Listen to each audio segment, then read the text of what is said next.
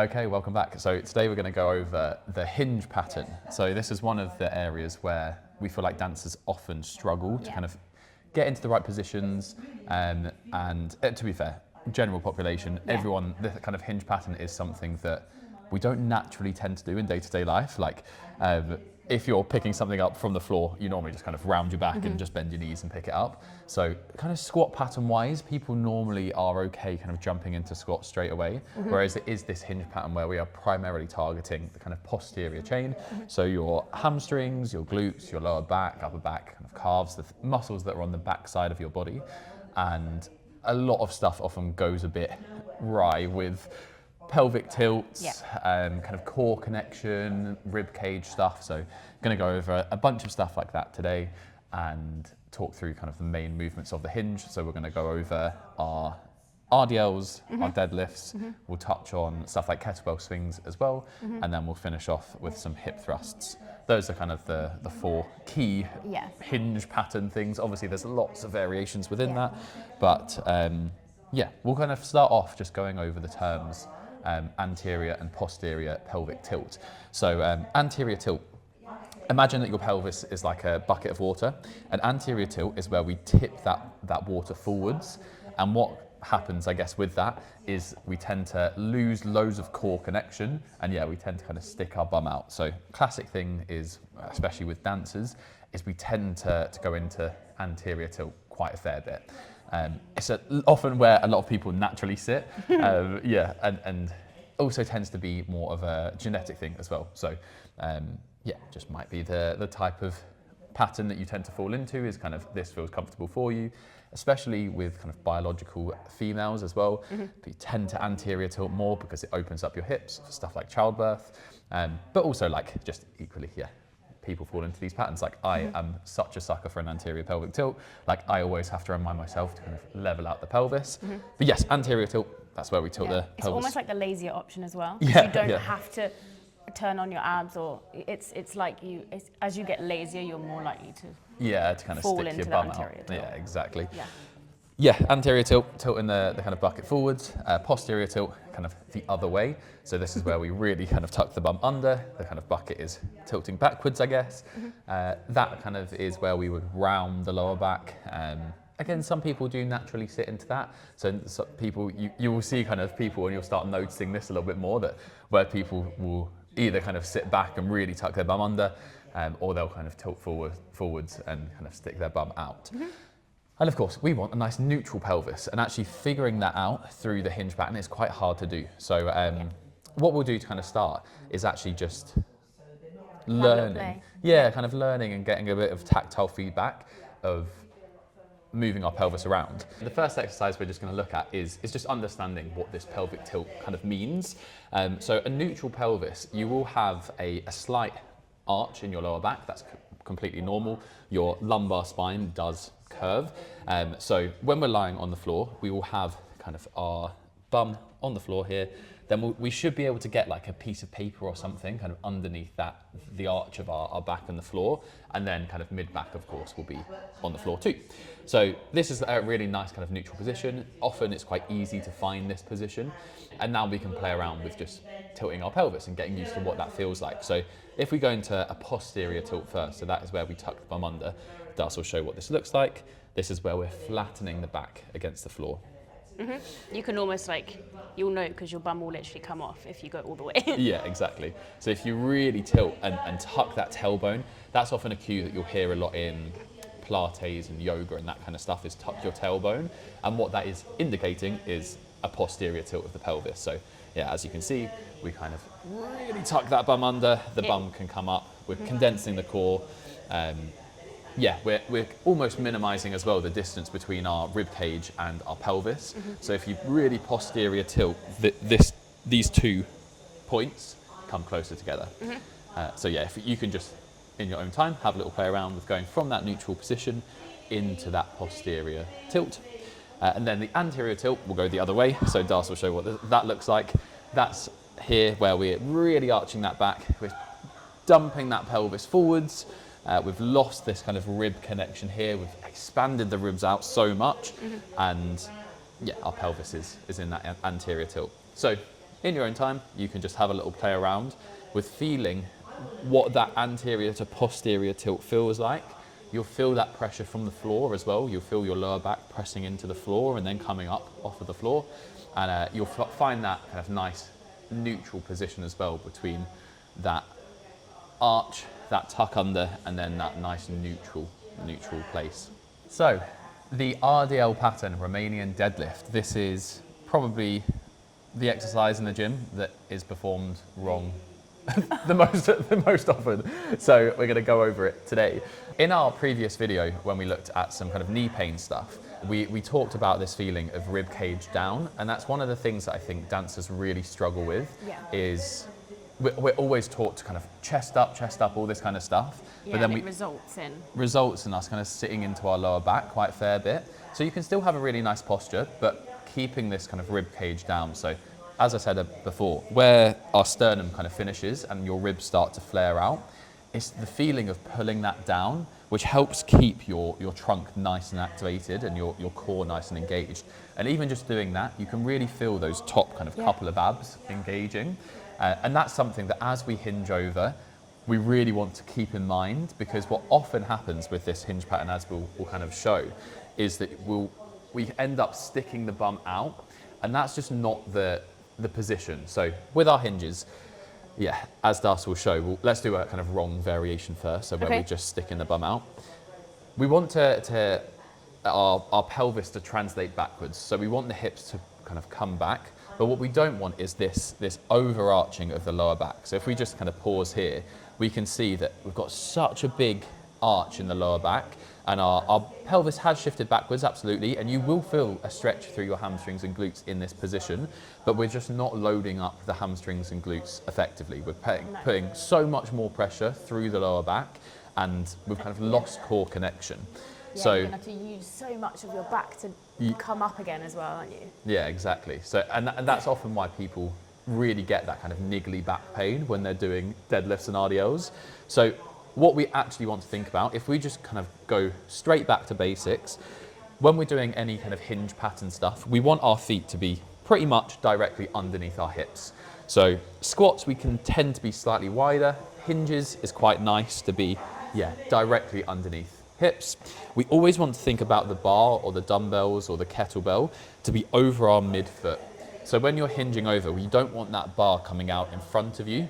Again, what you're doing there is putting so much pressure through your lower back, and you're not actually getting that much of a kind of hinge over.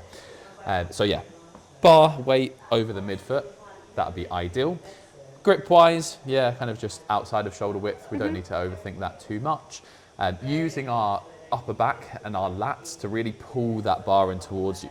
That's something that's really nice to think about. Is imagine when you're doing an RDL or a deadlift, that someone is trying to pull this bar away from you, and you're trying to use all of your musculature of your upper back and your lats to pull that bar in towards you. That's quite nice to imagine. And then the hinge pattern, it's thinking about someone, or like having a resistance band, something like that, around your hips and pulling your hips backwards. You might hear the kind of technique point of trying to touch the wall behind you, or we like kind of closing a door behind you as well. That's quite nice. But yes, the big thing really is that the hips and the rib cage should work together. So as the hips hinge back, the rib cage will come down. As the hips come through, the rib cage comes up. So they're connected. What we don't want to do is lose that connection and have the hips push back and the rib cage stay where it is. That's when we get into that like excessive anterior tilt. So let's do a few good reps where rib cage is down, core is engaged, we're hinging over. Beautiful. As you can see, you'll actually feel it more in your glutes when you do it the right way. I think people really try and feel it in their glutes by, you use that lower back and you think you're using your glutes more because you've got more range of motion for your glutes, but actually if you keep that pelvis tucked and you push almost through your heels, you'll feel it in your glutes more. 100%. The thing with kind of feeling an exercise, when we absolutely do want to feel that stretch, but I think what often happens with dancers is we know we can stretch the hamstrings if we kind of stick the bum out and feel that that anterior tilt. Like that's how we stretch the hamstrings out. Yeah. Whereas when we're doing strength training, the hamstrings are still stretched if we're in this hinge position, and we're actually loading them up more effectively. If we're in that position, we're loading up the lower back more. Yeah. Yeah, we'll do a few more reps just so you can kind of really see exactly what we mean. So the hips and the rib cage are working together, they're kind of aligned, and yeah, we're keeping this pelvis more neutral. So that's the big kind of crux, is we don't want to stick that bum out. And there's such a big difference between this position where we're really arched and contracting, keeping this nice and tight. Exactly. Lower back, just a slight tuck under of the pelvis is often what you need to think about. Yeah. Really nice. And Darcy was saying, there's a difference between like a flat back in dance and our hinge pattern. Yeah. Go on, you can demonstrate what Well, we no, mean by just this. if you think that when you go over, we often feel like we have to just tilt the pelvis to go over, and we get to this point. And I just feel like that's so ingrained in us as dancers that up, over, and we arch the lower back to get down, but that is not what we're trying to recreate in an RDL, and that's where I think the lines get blurred. Yeah, you're so drilled in this. It's almost like up and over, and the difference really is, absolutely, like pelvis control, but also where your weight is in your feet. Yeah. So when I do like an up and over, like flat back in dance, the weight is quite far forwards. Yeah. It's kind of in my toes. Whereas when we're doing our hinge pattern, we definitely want that weight further back. It doesn't need to be like just solely heels. We want it still midfoot, but often it feels more in your heels because we're so used to being on our toes in this flat back position. Yeah, which is why, like we said earlier, we often see people not tracking their legs, and the barbell or the weight will often kind of come out in front of them, which we do not want. No, absolutely not. And I guess the only other thing we kind of want normally on an RDL, just to think about our hips hinging. The main difference between an RDL and a deadlift is how much we bend our knees in the bottom position. So we'll go over deadlifts after this, but hinge-wise, we're literally just keeping the knees soft. We don't need to think about bending the knees at all. No. We're just nice and soft. Then we just hinge over. Normally the bar gets to about our mid-shin, and then we drive back up. Yes, our conventional deadlifts. So as we were saying, difference really between the hinge pattern and the deadlift pattern, or the RDL and a deadlift pattern, is how much we're using our quads in the bottom position. So we still want to think about exactly the same stuff as we just spoke about. So we still want to think about that pelvis being nice and neutral, rib cage down, core engaged, hinging over, keeping this connection between the hips and the rib cage. And the only difference really is that we hinge over and then we just bend our knees a little bit more in the bottom position. Anything to add, kind of difference of? No, just that you obviously, as we were saying with the RDL, you're only going to get to about the knees. So the reason we bend our knees a little bit is just so we can get that extra range of motion. Deadlifts always come from the floor as well, and really we're only focused on the concentric part of the deadlift. The eccentric, the lowering, we still want to keep nice and controlled, but actually in most kind of deadlifts, we're just looking at the bar coming up, and then we can kind of lower down and then just drop the bar back down to the floor. But yes, kind of deadlift position. Do you want to demonstrate? Sure. So very similar to our RDLs, we want our midfoot over the bar. Yeah, there we go. In the corner here in this gym. So yes, midfoot is directly underneath the bar. Then I think it's really nice to think about going from the top down on a deadlift when you're setting up. So rather than coming down to the bar first and then trying to figure out where your hips are meant to be and where your hand placement and stuff is, literally imagine you've got the bar in your hand, you're going to hinge over, you're going to get your hips into that position, and then you're going to bend your knees and grab the bar. So if we just hinge over and then bend down, exactly. This is a really nice position to start with. So we want the hips to be slightly lower than what would be in like an RDL, for example, and we're just bending the knees so that the shins touch the bar. That's something that we really want to make sure that we're doing, is in that bottom position, the shins should absolutely touch the bar because the bar is over our midfoot. If the bar is too far in front of you, your shins aren't going to touch the bar. If you're like already touching the bar, you're probably too far underneath it. Mm-hmm. So yeah, we'll do a few reps, we'll talk through it. So Das will show us a few. Beautiful. All right. Coming in. I'm going to ask you to put down across your toes. So lovely.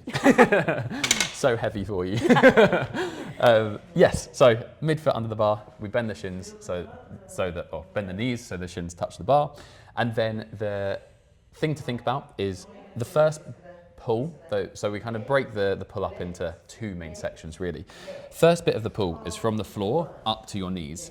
And what we want to see is the back to basically stay at the same kind of diagonal angle. What will always happen is people will push their hips up first, so Darcy will show, and then the back comes through. As you can see in this position, the back is doing so much work, and the knees are just straightening immediately. So it's nice to almost imagine that from the floor to your knees is just like a leg press. It's your quads really, really working. You're just pressing that floor away. Then when you get to the knees, then the hips and the chest work together. So then it's like someone's got the scruff of your t-shirt and they're pulling you up as your hips come through. Yeah. So let's just show the difference between hips rising, a normal deadlift first. Oh, sorry. No, that's what it should look like. And then we'll show what it shouldn't look like is where the hips come up first. Perfect. Yeah, we want the hips and the legs to arrive at the same time. Exactly. Yeah, 100%. Something that often happens as well is that we don't get that full lockout. So we don't get the hips driving all the way through. And we can place a bit of tension through the lower back. Often people will come up and they kind of get to this position where we're still in this anterior tilt and we haven't driven the hips all the way through. So just make sure that as you pass the knee, the hips are driving all the way through, getting a good squeeze of the glutes, locking that position out nice and strong. Yeah, we don't want to mistake that for pulling into the back though, which Yeah. is also a common mistake in deadlifts. We don't want to come up this way, which it can be a thing if you're going heavier as you go heavier and the effort level gets more. We don't particularly want that. No, not at all. So what we were just talking about off camera before we thought we'd kind of jump back in with one more thing. Often for dancers, it will feel like you're trying to get into slight more of a posterior tilt in the bottom position of a deadlift. And this is because of that natural anterior tilt that a lot of us sit into. So Darcy was just saying, like, as we get into this setup position, often we are trying to keep the chest up loads and we're trying to grab the bar, and that's where we get into this excessive anterior tilt. Yeah, and that often is the result of these back injuries that you see. So often people are kind of scared of a deadlift and they don't want to get that back injury, but if it's done right, it will be the opposite. You'll be able to strengthen that posterior chain and prevent injuries, but it needs to be done right. So this is one of the common mistakes. Yeah. It's just all putting it in that lower back is what we don't want to do. 100%. So this is where we'd be, kind of sticking the bum out if you go back down.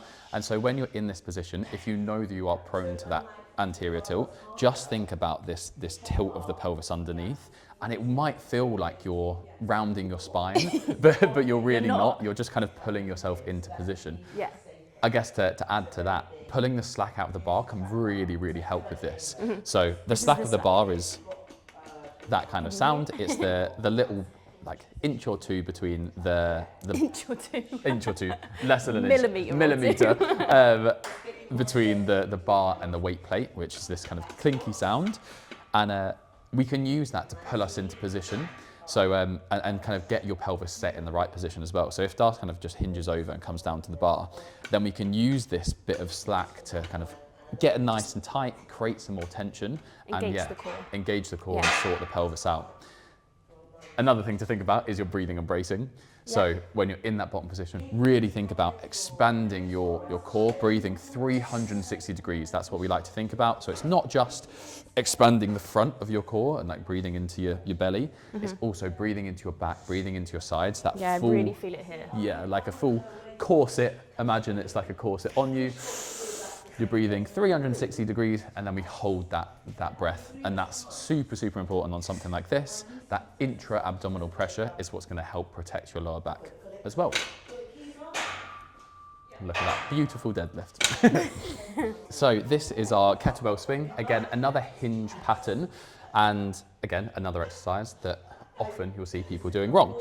And the main reason for that is that we tend to either squat it or stick the bum out instead of hinging over properly. So classic thing is you will see people kind of squatting down like this. And they just squat down and it's just their quads that are working. Not really what we want to do. The other thing is people just sticking their bum out as they do it, and that is gonna mess your back up. It's a lot of pressure through the back. Yeah. So just to kind of give us an overview of how to actually perform a kettlebell swing, we want to start the kettlebell swing with our feet over. Again, like mid-foot is always a really nice place to be.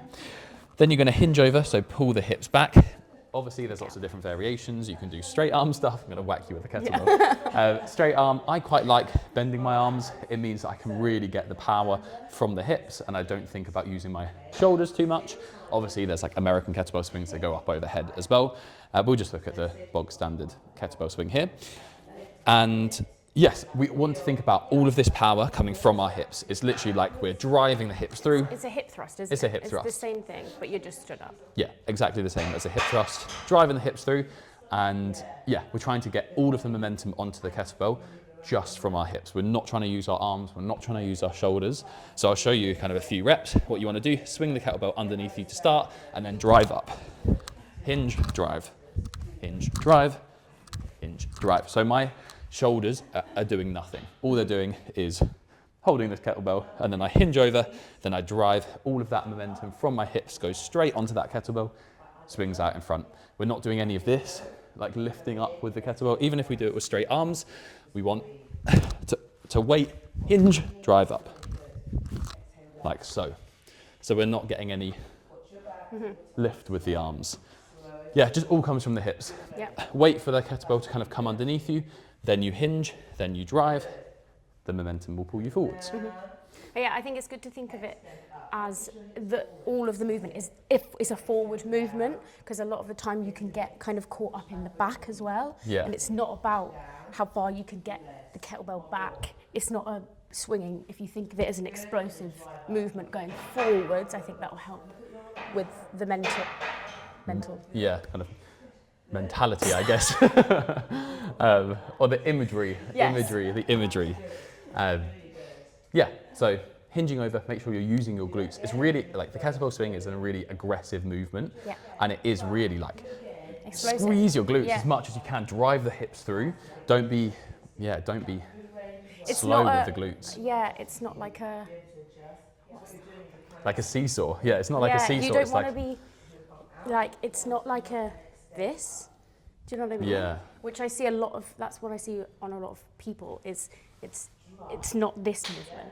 I think, and then that gets involved with the back and stuff. you I kind think of you need to think of it as a forward. Yeah, 100%. Movement. It is that hip kind of driving through. That's the idea there.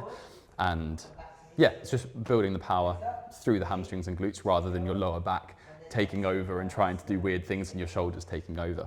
Finally, we've got our little bonus exercise, which is the hip thrust, which is a hinge movement, though you might not think that it is from what it looks like, but it is a hinge movement. So all the things that we've covered before, we want to be thinking about in the hip thrust as well. So this is a little bit high. Ideally, maybe we would get a box that's like slightly lower, or the machines obviously are the right height. So we want the bench or box to be just under our shoulder blade. So for me, this is a little bit high. And we want it so that when we lift up, we have a nice right angle. So our thigh and our shin are at a right angle. That's for the most glute Biased version. Yeah, biased version. Further out, it's going to be more hamstring. Further in, you're going to get more quads. So what we want to think about, like before, is the pelvis. We do not want this anterior tilt. Classic in the bottom right. Classic. And in your head, it feels like you are connecting to the glutes more, because like we said earlier, you're giving your glutes more range of motion. So it's almost like, oh, that means I must be using my glutes. Yeah. But that's not the case.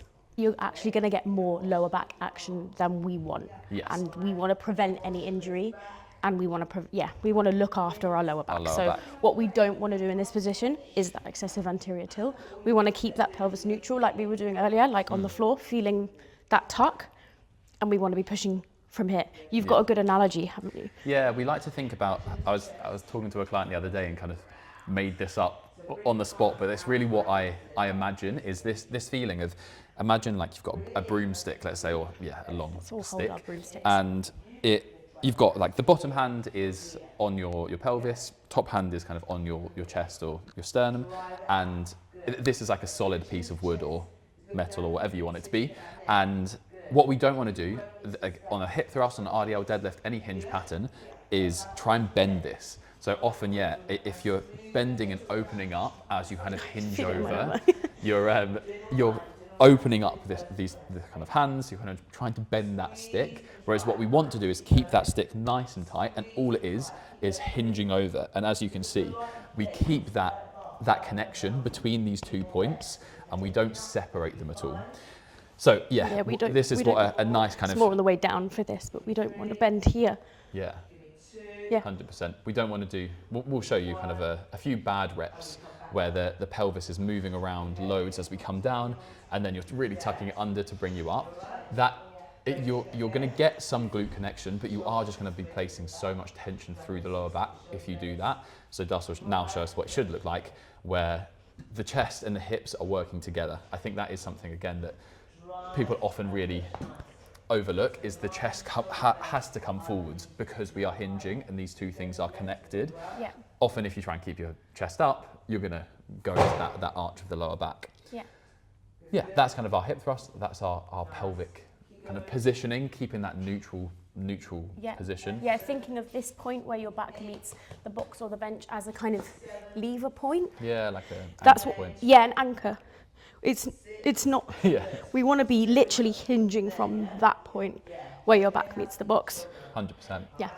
And I think, just to reiterate, often it will feel like a slight tuck under of your pelvis for dancers because we naturally sit into that anterior tilt more. But yeah. That's what's going to protect your back. That's what's going to get you a lot of glute connection, hamstring connection, and less lower back connection. Absolutely. Yeah. And it's all about strengthening these muscles, right? But making sure that we're doing it in a way that is going to be beneficial, and we're kind of placing the tension and the pressure where it wants to be, which is in the hamstrings, in the glutes, rather than just through the lower back. Yeah. And it's a common misconception that these exercises, the hinge exercises, should be avoided because they're going to give you back injuries, but it's actually the opposite. We need to do it with correct technique. We need to strengthen this posterior chain, and if it's done with correct technique, it's going to prevent injuries. That's why we don't want to be doing it with bad technique, but that's where the misconception has come from, is you will get injured if you aren't doing it correctly and if you aren't protecting your lower back. And it's not to say that we can't use these different like pelvic tilts to our advantage, and we will train these different aspects. Like often doing like a posterior tilt as you're doing like a Jefferson curl is really good because we're getting even more flexion through the spine. When we're stretching the hamstrings out, stuff like that, we want to go into anterior tilt, like tilting the pelvis forwards is really going to help stretch this hamstring and like your calf out. So it's really important that we understand those when to be doing those different pelvic positions. But on our strength work, on these hinge pattern stuff, we have to keep this nice neutral pelvis. Otherwise, tension is placed through the lower back, or we load wrong tissues anyway. Yeah. There we go. Pelvic tilts and hinge pattern stuff. We hope you found that helpful. Yeah.